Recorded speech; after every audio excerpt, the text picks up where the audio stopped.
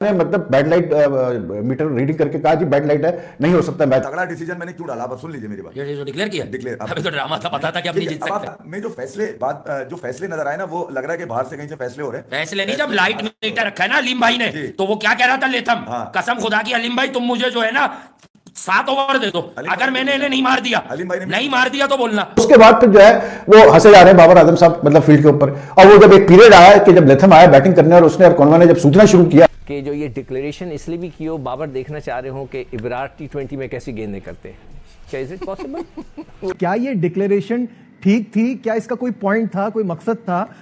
आप क्या सोचते हैं इस पे कि कोई फायदा था इस तरह की आपने एक ऐसा एक्साइटिंग फैसला बनाने के लिए कि शायद हम जीत जाएं, इस वजह से किया बाबर ने ये?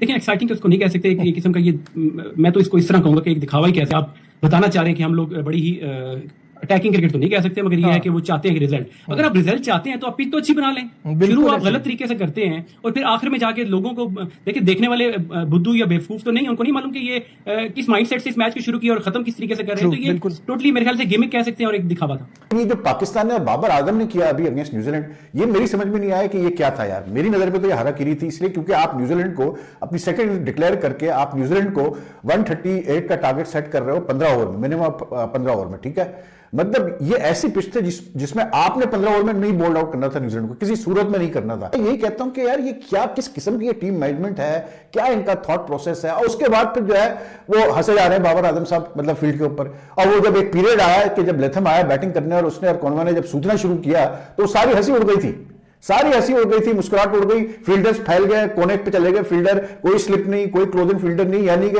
अब वो शुक्र करेंगे बैड लाइट हो गई। अलीम डाग ने मतलब बैड लाइट मीटर रीडिंग करके कहा जी बैड लाइट है, नहीं हो सकता मैच। तो 8 ओवर पहले जो है मैच खत्म हो गया। 7 ओवर में न्यूजीलैंड ने 60 के करीब कर दिया था, 61 कर दिए थे उन्होंने, सिर्फ एक विकेट में, वही माइकल ब्रेसवेल की विकेट थी जिन्होंने उसको भेजा उन्होंने as a pinch hitter most probably. लेकिन वो जिस पीरियड में लेथम ने आके सूचना शुरू किया खास करके, वो सारी हंसी वसी उड़ गई थी पाकिस्तान टीम की। कुछ समझ में नहीं आ रहा था कि अब हम क्या करें, क्योंकि एकदम से उनको ये रियलाइजेशन हुई कि यार ये हम क्या कर बैठा है, ये मैच तो हमारे हाथ से जा रहा है, ये तो हमने मतलब प्लेट में हमने रख के न्यूजीलैंड को दे दिया। इस टेस्ट मैच ने पाकिस्तान क्रिकेट का कत्लेआम कर दिया है। बहुत सारे लोग अभी खुशियां मना रहे होंगे, बहुत सारे लोग मुबारकबाद दे रहे होंगे, ओ जी हमने तो टेस्ट मैच ड्रा करवा लिया, ओ जी लानत हो गई ऐसे ड्रा के ऊपर। मैं तो इसको ड्रा नहीं मानता हूं, मैं इसको पाकिस्तान की हार मानता हूं। ये पाकिस्तान की हार है। ये नकली जो है वो बेन स्टोक्स जो है वो इनिंग्स आखिर में डिक्लेयर करके क्या साबित करना चाह रहा था कि हम जो है वो रिजल्ट के लिए जा रहे हैं। तुम्हारी औकात है रिजल्ट के लिए जाने की, तुम्हारी सोच हमें पहले से नजर आ रही थी कि तुम जो है रिजल्ट के लिए जा रहे थे, और बनाओ भट्टा बिछे। तो भाई लानत हो गई है।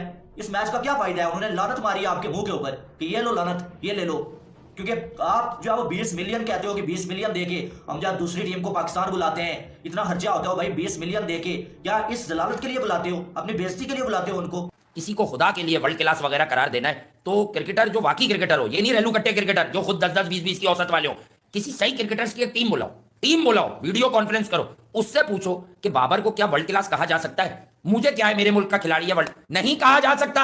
अगर बाबर भी ये सुन रहे हैं तो मेरे छोटे भाई, आप बुराई में नहीं, आप कम भी पढ़े लिखे हो, शऊर की बत्ती जला के मेरी लाइन समझिएगा। जो बॉलर, जो बल्लेबाज हाथ से रिस्ट स्पिनर को नहीं पकड़ेगा वो वर्ल्ड क्लास कैसे हो सकता है? आपको प्रॉब्लम है, जब ब्रेक नहीं होता तब तो आप ऑफ द विकेट खेल जाते हैं, हल्का सा मैनेजेबल ब्रेक होता है। जब शार्प टर्न हो जाए, अनइवन बॉल रह के टर्न हो जाए, आप गेंद की लाइन भी मिस करते हैं, आप ऑफ द विकेट पीछे जाके रीड करते हैं कि यार मैं किसी तरह इसे पढ़ूं। तो ये आपकी खामी बताने का मकसद ये है कि आप नेट स्विच पर ओवरकम कीजिए। कुछ लोगों ने मुझे लिखा कि यार आपने भाई वो जो डाला है लिख के कि यार बड़ा तगड़ा डिसीजन बाय पाकिस्तान, तो वो तगड़ा डिसीजन मैंने क्यों डाला, बस सुन लीजिए मेरी बात। ये जो डिक्लेयर किया, अभी तो ड्रामा था, पता था कि अब नहीं जीत सकते। मैं बता देता हूं ना, इसके पीछे लॉजिक भी तो होगी ना, कोई तगड़ा डिसीजन कोई लॉजिक होगी।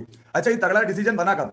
ये बना उस वक्त जब सरफराज और इमाम ने आपको यकीन दिला दिया कि इनकी लीड तो हमने उतार दी है। कितनी बेहूदी वाली विकेट देके क्या वो ये बनती थी बाबर की? मैं और बढ़ा देता हूं। तो सरफराज ने और इमाम ने आपको इस काबिल किया कि आप एक डिसीजन ले सको। उस डिसीजन को मैंने बैक किया कि नहीं यार, अब ये मौका जब इन दोनों ने दे दिया है कि बाबर और उसकी मैनेजमेंट कम से कम पूरे साल में कोई लानत के अलावा पाकिस्तान क्रिकेट फैन को कुछ दे नहीं सकी, की, सिवाय और ढक्कन के थकेले कचरा रन जो बाबर आजम ने 11-1200 रन बनाए में, जो एक सेल्फिश अप्रोच के रन है, आपने एज कैप्टन पाकिस्तान को 2022 में दिया क्या, सिवाय शिकस्त और ड्रॉ के? ये भी आपको डिसीजन लेने में इमाम और सरफराज की नहीं, उसके बाद होल्ड किया उसने आके सऊद शकील ने, क्योंकि वो पट्टा है कराची का, उसको पता है कि स्पिनर को किस तरह से खेलना है। वसीम जूनियर शैम्पू बच्चे ने भाई एंड में अच्छा किया, उसने बैटिंग में तो डोमिनेट उसने दिखाया, डोमिनेशन होती क्या अपने डोमेन में तो डोमिनेट नहीं कर पाया वो बाद में मार रहे थे गुस्से में लेथम वगैरह उसको, मगर तू ही मार रहा था ना। मैं ये कह रहा हूं ना कि बाद में जो फैसले नजर आए ना, वो लग रहा है कि बाहर से कहीं से फैसले हो रहे हैं। फैसले नहीं, जब लाइट मीटर रखा है ना अलीम भाई ने, तो वो क्या कह रहा था लेथम, कसम खुदा की अलीम भाई तुम मुझे जो है ना 7 ओवर दे दो, अगर मैंने इन्हें नहीं मार दिया, नहीं मार दिया तो बोलना,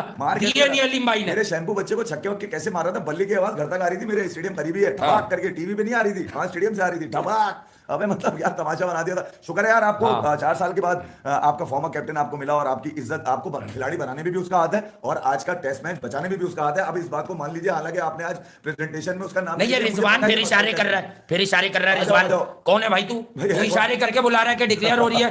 भाई ये ड्रामेबाजी है, मुनाफकत खत्म करा दिएगा नजम सेठी साहब, शकील शेख साहब, क्योंकि हम यहाँ क्रिकेट पर बोलते हैं, किसी के लिए नहीं बोलते, बात दलील से करूंगा, उसका जवाब ला नहीं सकता कोई क्रिकेटर आजकल बच रहे हैं। कल इत्तेफाक से बहुत बड़े बड़े प्रोग्राम सामने आ गए, तो वो भी अब इन्हीं लाइनों पे, जो कहते थे कि बाबर और रिजवान चाहिए और पता नहीं दुनिया रोएगी तो टिश्यू पेपर नहीं मिलेंगे और खाली हो जाएंगे, कि हमारे पास क्यों नहीं है रिजवान? अबे भाई जिसके पास नहीं हो उसे दे दो। कुछ खिलाड़ियों को कौन है वो काली भेड़े? आप कहते हैं ना बाबर को एम्पावर किया आपने, बाबर अगर एम्पावर होता तो आप 2 फाइनल नहीं हारते, एक सेमीफाइनल नहीं हारते, ठीक है? आप अपनी टीमें दे रहा हूं मैं, बाबर को एम्पावर कर रहा था। बाबर को आप तो कहते थे वो अपने लिए खेलता है, तो मसला एम्पावर का थोड़ी है, मसला उसकी उस चीज का है कि वो तो अपनी क्रिकेट खेलने के लिए लगवा देता है टीम। नहीं, मैं ये कह रहा हूं कि कुछ लोग ये कह रहे हैं कि बाबर व्हाइट बॉल का अच्छा कप्तान है, ठीक है?